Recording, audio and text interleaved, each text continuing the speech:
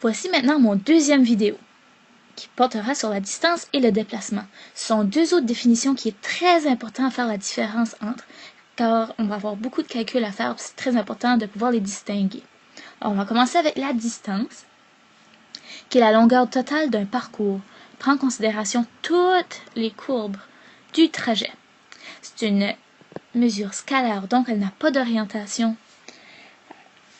Si je prends par exemple un point de départ, on décide de faire 5 km vers la droite, on décide de virer de bord puis de faire 6 km. Alors, on a fait 5, on a fait 6 km vers la gauche. La distance prend en considération tous les petits détours qu'on fait. Et on va faire 5 plus 6, il nous fait 11. On n'a pas besoin d'orientation, donc ta distance totale serait seulement de 11 mètres. On va faire un bel exemple plus loin, ça va être plus clair. Le déplacement, c'est la mesure du changement de position d'un objet. On va comparer la position initiale à la position finale. C'est-à-dire qu'on va trouver où ça commence et où ça finit, et c'est vectoriel. Alors on va prendre en considération tous les déplacements et les orientations. Si on prend le même exemple de tout à l'heure, qu'on commence à une certaine position, on fait 5 km vers la droite, on vire de bord et on fait 6 km vers la gauche. On a fait 5, on a fait 6 et on a terminé là. Le déplacement prend seulement en considération le point initial et le point final. Donc, on cherche juste cet intervalle ici. On sait que 6 moins 5 fait 1, fait qu'on sait qu'ici, on a seulement 1 km.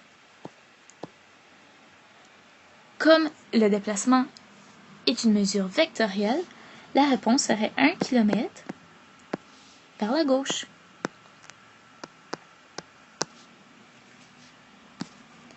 Exemple 1. Madame Hélène fait 2 tours du terrain de soccer qui mesure 400 mètres. Calcule la distance et le déplacement. On va dessiner le terrain de soccer. On a Madame Hélène avec ses petites curls qui décide de courir 2 tours de 400 mètres. Alors, elle commence ici, elle fait un tour de 400 mètres et elle en fait un deuxième de 400 mètres. Alors si on veut sa distance totale parcourue, on va additionner 400 plus 400. Parce qu'elle a fait 2 tours. Ça, c'est 2 fois 400 mètres. Alors, sa distance totale parcourue est 800 mètres. Comme c'est une donnée scalaire, on n'a pas besoin d'orientation. Si on cherche son déplacement, Madame Hélène a commencé ici. Elle a fait 2 tours et elle a terminé ici. Donc, sa position initiale est la même que sa finale. Si on compare les deux, on trouve qu'il y a un déplacement de 0 mètre.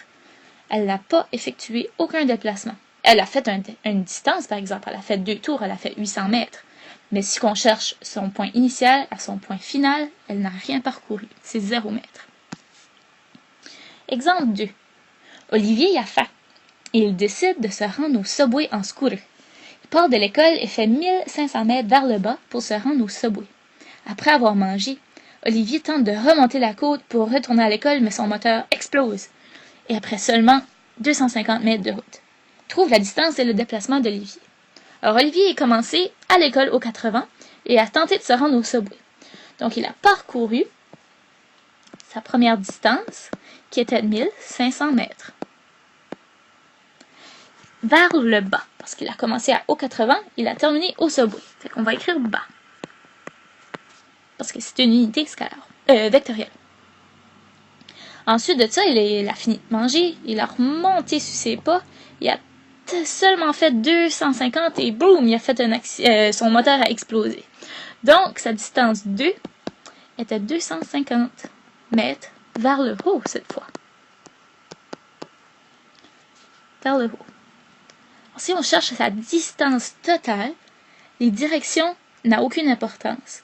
Donc, si on cherche sa distance, on a seulement besoin de faire D1 plus D2. On a pris en considération tous les petits détours qu'il a fait. Donc, on fait 1500 plus 250, qui nous donne 1750 mètres. Ça, c'est ta distance.